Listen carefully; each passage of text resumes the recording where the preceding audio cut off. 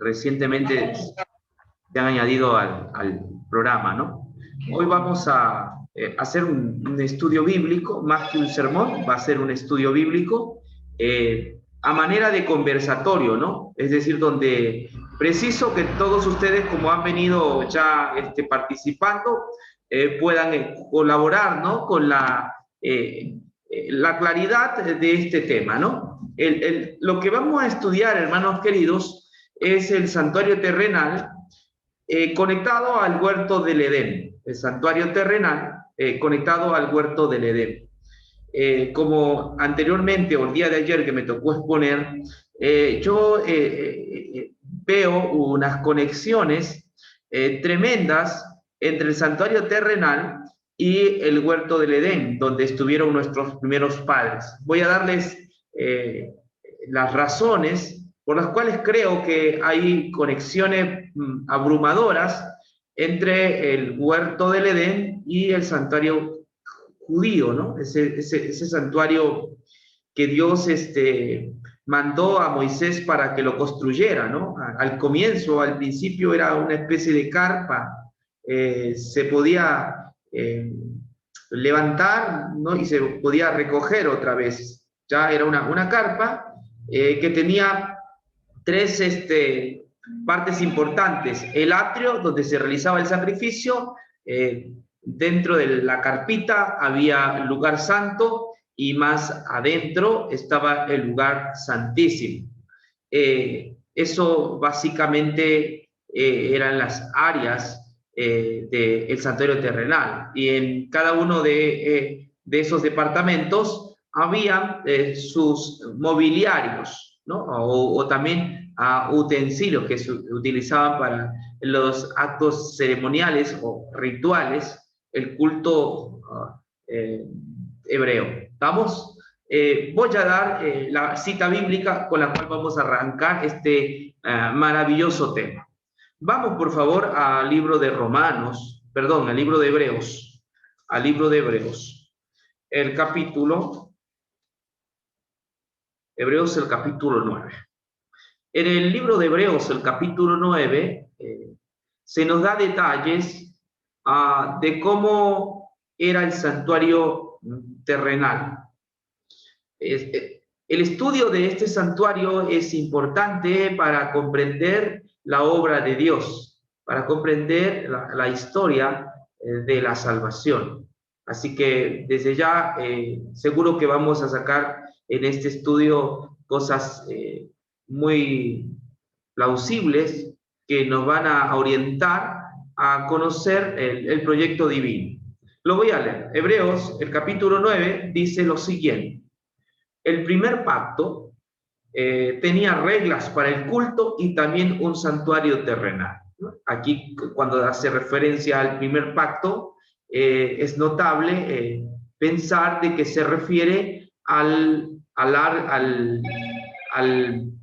santuario que Dios había mandado a que Moisés erigiera para que él habitase en ese lugar, ¿no? Por eso dice que el primer pacto tenía reglas para el culto y también un santuario terrenal. No nos olvidemos, las reglas son importantes, y también menciona que había un santuario terrenal. Se levantó una tienda, dice el verso 2, estoy leyendo Hebreos 9, 2, se levantó una tienda.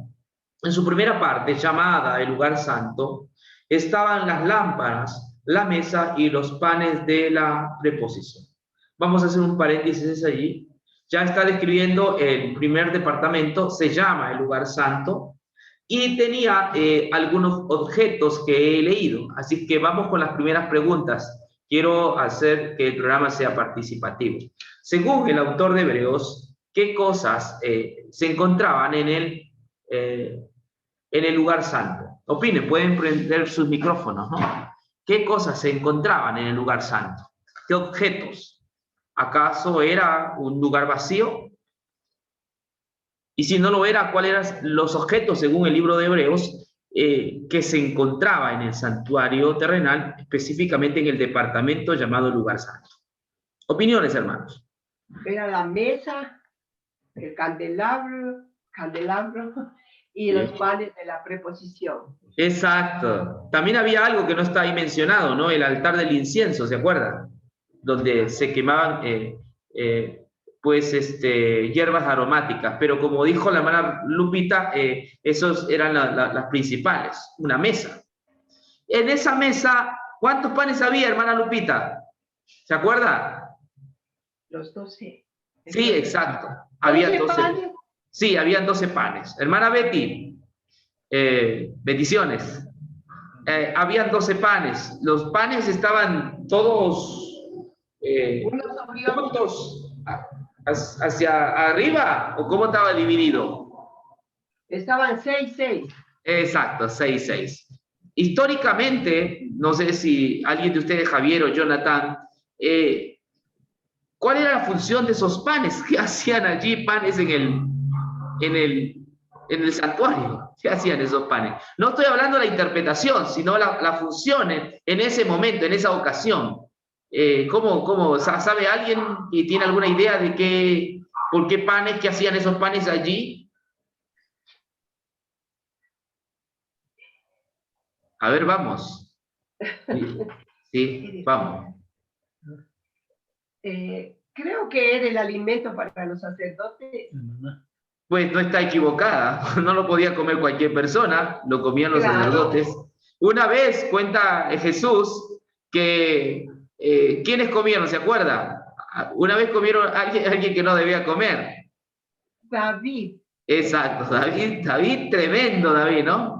Con sus soldados estaba de hambre, así que se comió los 12 panes de la preposición. Claro. Sí. Miren, escúcheme bien. ¿Por qué se llamaban panes de la preposición? ¿No? Se llaman panes de la preposición o panes también de la presencia. Los panes de la presencia. Esos panes estaban delante de Dios. Por eso es de la presencia. Son panes de la presencia. Porque tenían que estar ahí delante de Dios. No podían estar en otro lugar. Los panes estaban en la presencia de Dios. Esos panes estaban allí los 6 días de la semana. Y el 7º día, pues los sacerdotes cocinaban otro pan y ponían allí. Así que casi como una semana estaban los panes allí, pero se cambiaban cada semana. Así más o menos. Y el sacerdote, como bien dijo la hermana Lupita, se lo comía. Eso, tenía reglas, decía el autor de Hebreos, ¿no? Tenía una de esas reglas, pues cualquier persona indigna no podía comer, solamente el que podía comer era el sacerdote. Pero lo que llama la atención es que estaba los 7 días de la semana, el Shabbat era cambiado los panes por otros. Pero los panes tenían la función de enseñarnos de que era necesario que estuviesen delante de la presencia de Dios. Pues esos panes representaban a aquel que está en estos momentos en la presencia de Dios, que está continuamente, dice el autor de Hebreos, que está constantemente, que está siempre para interceder por nosotros. Pregunto ahora sí, ¿a quién representa esos panes? A Cristo. A Cristo. Exacto. Esos panes representan a Cristo.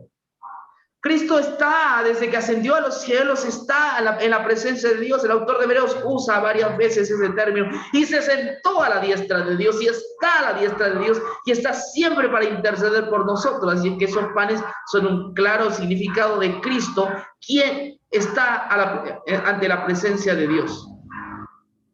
¿Por qué panes? Porque el pan representa su vida terrenal. El pan, usted sabe, que pasa por un proceso para que sea pan. Jesús hablaba de que el trigo tenía que morir para que luego crezca. Así que esos panes eran de trigo y simbolizan al cuerpo quebrantado de Jesús, quien ahora ya en la realidad se encuentra ante Dios el Padre, ante la presencia. Son panes de la presencia, por eso. Son panes de la presencia, porque acompaña a Dios y también acompaña a la humanidad, porque Jesús tomó un cuerpo humano. Dice el libro de Hebreos, cuerpo me preparaste, eso es pan, pan. Jesús representa a ese pan que está al lado a la diestra de Dios como nuestro sumo sacerdote, como nuestro representante. Por esa razón el sacerdote comía ese pan. Sí, porque hay un sumo sacerdote que es sacerdote a la vez, pero también es el pan de la presencia, que está siempre para interceder por nosotros. allá en los cielos. ¿Qué le parece esa idea, hermano? Comentemos un poco, a ver. ¿Alguien se anima a comentar?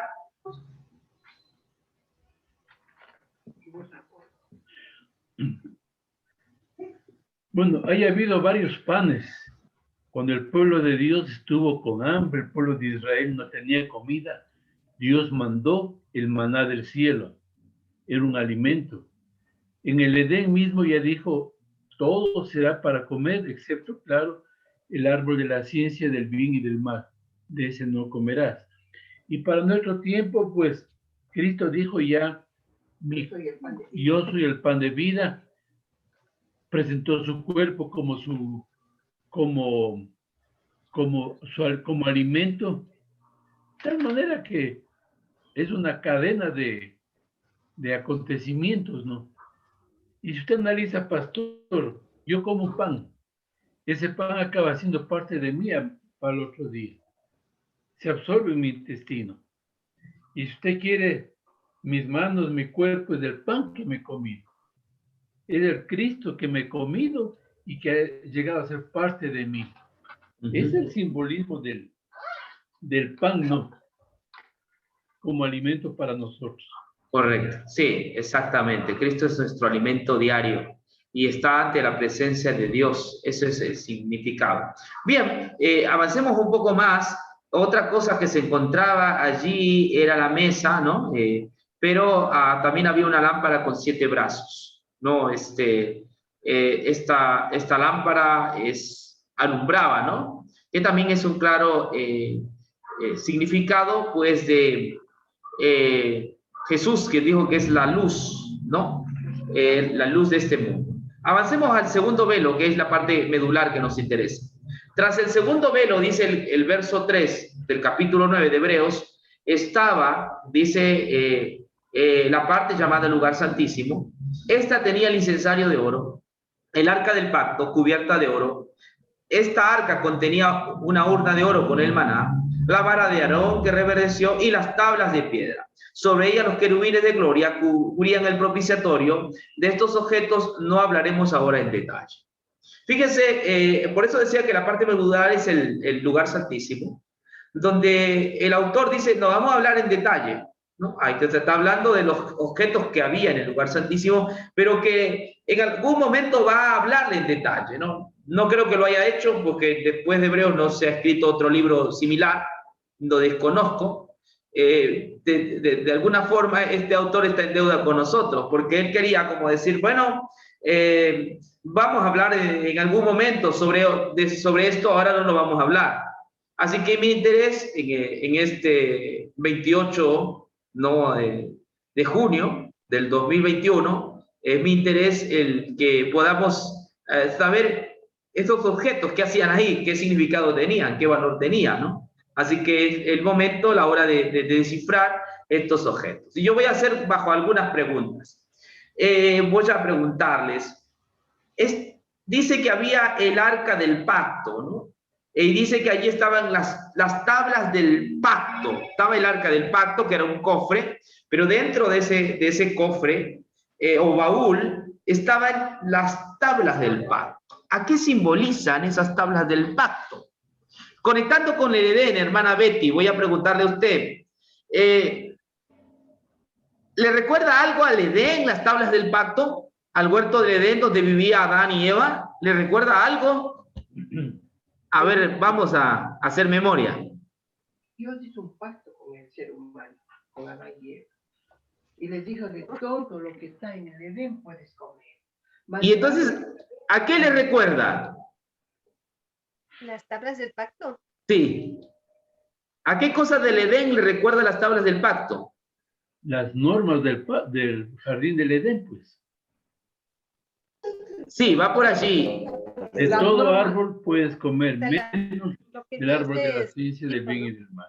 Exacto. Las tablas del pacto nos recuerdan al árbol de la ciencia del bien y del mal. Dios le había dicho a nuestros primeros padres, no comerás de él, porque el día que comieres, ciertamente morirás. Así que fíjese que hay una conexión interesante, hermanos, que estamos descubriendo esta noche, que las tablas del pacto, aquellas que estaban en el cofre, aquellas que estaban allí en el arca del pacto, tiene una conexión con la ley del huerto del Edén, donde Dios dijo, no comerás del fruto prohibido.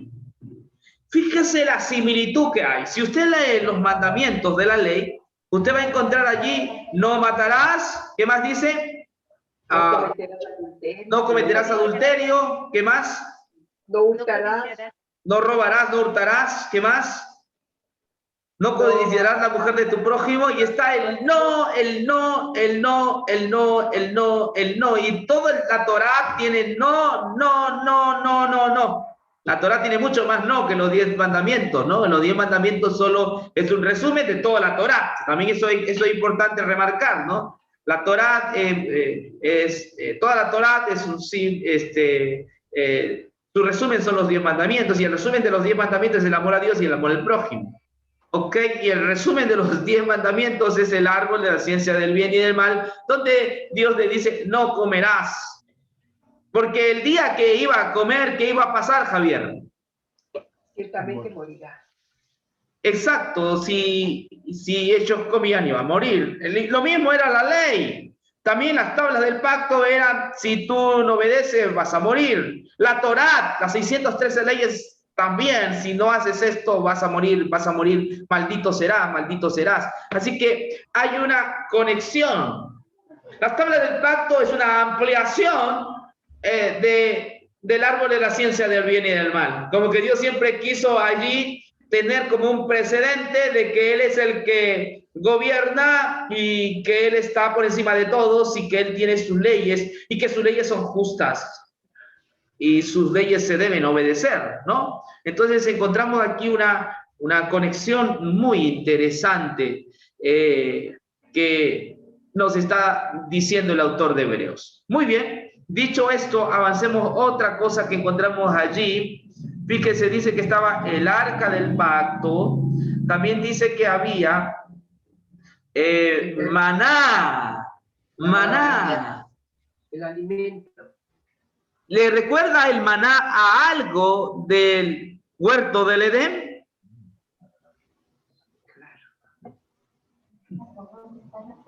A ver, hablemos, hermano. ¿A qué le recuerda? ¿Al qué? ¿A qué árbol?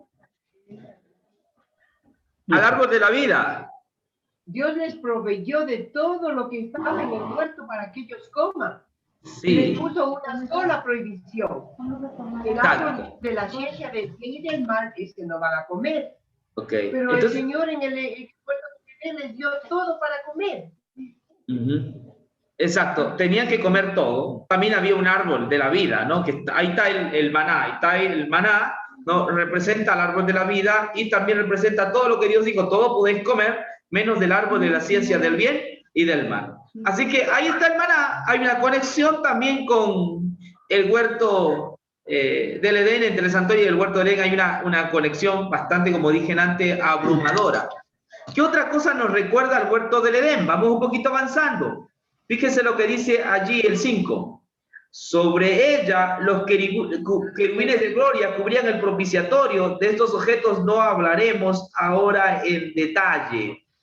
¿Qué más había? Los querubines.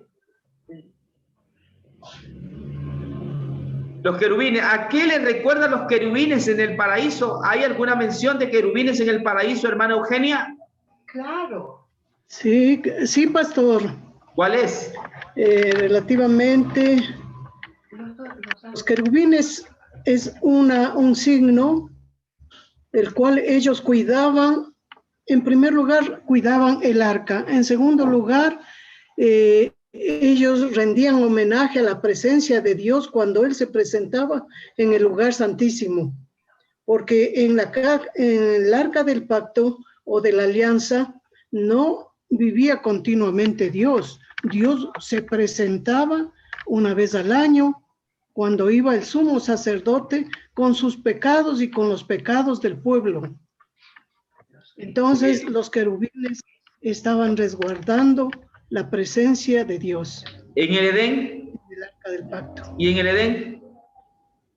¿Hay Y en querubines el Edén también, cuando fueron echados Adán y Eva, también hubo un querubín con una vara que movía de un lado al otro para que ellos no regresaran.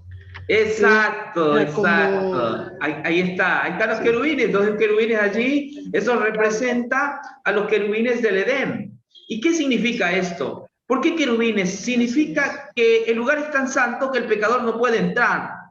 ¿Me comprende? El lugar es tan santo que el pecador no podía entrar. Así que el santuario, en síntesis, el santuario terrenal se parece mucho al huerto del Edén. ¿Por qué les digo? Porque tampoco, así como al huerto del Edén no se podía ingresar, sí. así también al santuario terrenal no podía ingresar cualquier mortal. El que ingresara moría. ¿Me comprende? Es interesante, por eso que hay una similitud. Otra cosa que no topé el tema y que también me llama la atención es la vara de Aarón que reverdeció. Sobre ese punto quería hablarle, pastor. La Mira, vara hermano. de Aarón tiene unos o dos significados. Sí, dígala. En primer lugar, la vara de Aarón, o cetro que lo llamaban, antiguamente lo usaban como cetro los reyes, ¿no? Pero estamos hablando de la vara de Aarón que está en el tabernáculo.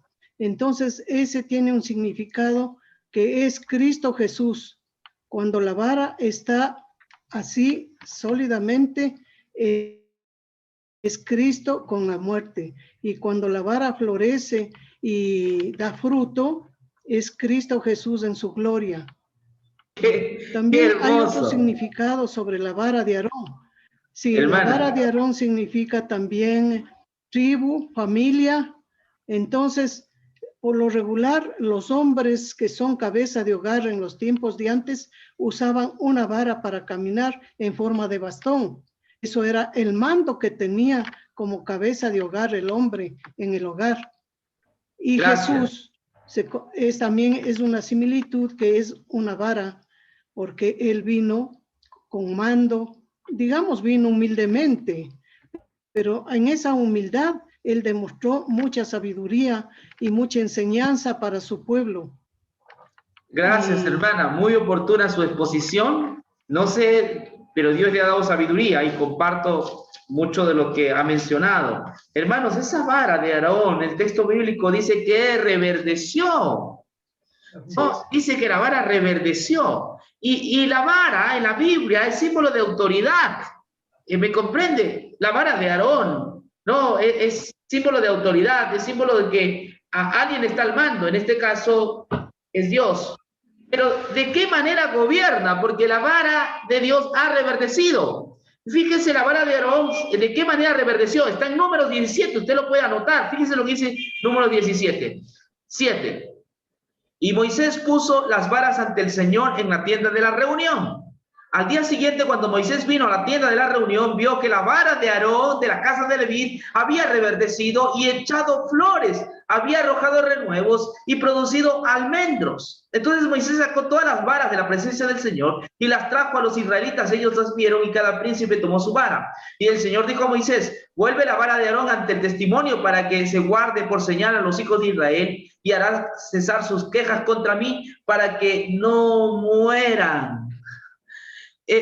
Escúcheme, la vara de Aarón, según el texto bíblico, era como una señal, no, porque ya que el pueblo se quejaba, pero estaba ahí como señal para que el pueblo ya no se queje, y además dice, para que no mueran. O sea, la vara de Aarón finalmente tenía poder salvífico. La pregunta es, ¿qué significa esa vara para nosotros? Esa vara significa la gracia. La ley vino por medio de Moisés, pero la gracia vino por medio de Jesús. Es decir, el fruto de Moisés es como una vara, así seca, pero esa vara de Moisés ha reverdecido porque nos ha traído al Mesías, ha dado fruto. El santuario terrenal solo era una sombra de algo mucho mejor, de algo real. El Antiguo Testamento tiene cosas interesantes, pero no deja de ser una vara seca. No deja, porque no es la realidad en sí misma. No te puedes enamorar del Antiguo Testamento y verlo como el fin supremo, no. El Antiguo Testamento es la revelación especial de Dios, pero era limitada. Habían verdades, pero no era la verdad completa, suficiente. El Antiguo Testamento tiene cosas hermosas, pero no era la hermosura. Pero es esa vara de Moisés que reverdece y nos da como fruto el Evangelio, es decir, al Hijo de Dios. Era el significado del Hijo de Dios. Dice que esta vara no solamente reverdece, sino que produce flores, produce renuevos y almendros. Un símbolo del Edén también, del huerto del Edén, donde había todas estas cosas. Así que, hermanos, Sí. esta vara es con la que Dios actualmente está gobernando. Dios gobierna a las criaturas con su gracia. Esa autoridad, pero esa autoridad se basa en la gracia de Dios, en la gracia que pide perdón para ti, pide perdón para nosotros, nos quita de culpabilidad. Entonces, esa es la vara. El Salmo 23 dice, Jehová es mi pastor, nada me faltará. Jehová es mi pastor, nada me faltará. Tu vara y tu callado me infundirán aliento. Ay, ¿cómo es posible que la vara infunda aliento, no? Sí. La vara para nosotros no nos funde aliento. Me acuerdo cuando yo era pequeño y mi papá sacaba su vara, yo sabía que era para rajarme, ¿no? Así que no tenía ningún aliento en esa vara. Pero la vara del Salmo 23, esa vara trae aliento, porque esa vara es la vara del perdón, porque es la vara de la gracia. Porque esa vara no es para nosotros, esa vara es para librarnos de nuestros enemigos, esa vara es para derrotar y destruir al diablo. Esa es la vara que representa el cuerpo de Jesús que fue quebrantado y ha resucitado. ¿Me comprende? Y ha echado frutos, y ha echado raíces, y ha echado flores, y ha echado bendición. Esa es la vara de Aarón, eso representa. Es el evangelio de nuestra salvación. Así que, hermanos, hay buenas nuevas en la Biblia. Es lo que yo puedo decir. Entonces, yo quería topar este tema para que veamos el huerto del Edén, que tiene conexiones con el santuario judío, Sí. pero que su significado va mucho más allá, porque ahora todo ese significado, ese simbolismo, se convierte en realidad en la persona muy amada y preciosa, maravillosa del Señor Jesucristo, en quien tenemos paz, en quien tenemos sentido y en quien tenemos la vida eterna, quien es el nuevo maná. Jesús dijo que el que come mi pan o mi carne nunca tendrá hambre jamás. Quien come mi carne nunca tendrá hambre jamás. Su carne es su sangre, su sacrificio. Quien come de eso no tendrá hambre jamás. ¿Por qué la gente tiene hambre? Quiere ver siempre al sacerdote, quiere irse a las vírgenes, quiere irse a ver a Mahoma, a Buda, porque no ha conocido a Jesús. Cuando las personas conozcan quién es Jesús, no tendrán más hambre, no estarán allí. ¿Será la verdad? ¿No será la verdad? Habrán encontrado en Jesús su descanso. Habrán encontrado a Jesús el fin de todo discurso. Habrán encontrado en Jesús la gracia superabundante de Dios. Habrán encontrado en Jesús su dechado. Habrán encontrado en Jesús su agua. Habrán encontrado en Jesús todo. Entonces no tendrán hambre. No estarán buscando aplacar esos vacíos espirituales, no estarán buscando otras maneras de mitigar su tristeza, porque habrán encontrado a Jesús el gozo de la salvación, que produce alegría, y con eso nuestro corazón palpita de esperanza, ya que Jesús es la noble persona que dibuja en el Nuevo Testamento, en quien nuestros corazones se rebosan de alegría. Amén. Pastor, también pensemos que la vara viene de un árbol, ¿no? Es posible que del Edén salió, de uno de los árboles salió la vara, pero pensándolo así, siempre una vara es cortada de un árbol. Y solamente, eso dice la palabra de Dios, que solamente el hombre justo se semeja a un árbol. Solamente el hombre justo. Sí, exacto. Y la Biblia, Jesús es ese hombre justo, ¿no? Aquí hay el parecido con Cristo Jesús y la vara, ¿no? Exacto. Porque Jesús, una persona divina, sumamente justo, grande, poderoso, sin embargo humilde, pero parecido a la vara Amén, amén. de Aarón. Bien, hermanos, gracias por su participación. El viernes vamos a continuar con este tema a las 7 de la noche más temprano. Va a estar el pastor Saúl, quien va a dirigir, va a hablar del tema del santuario terrenal y la historia de la salvación. Así es que esperamos contar con su presencia.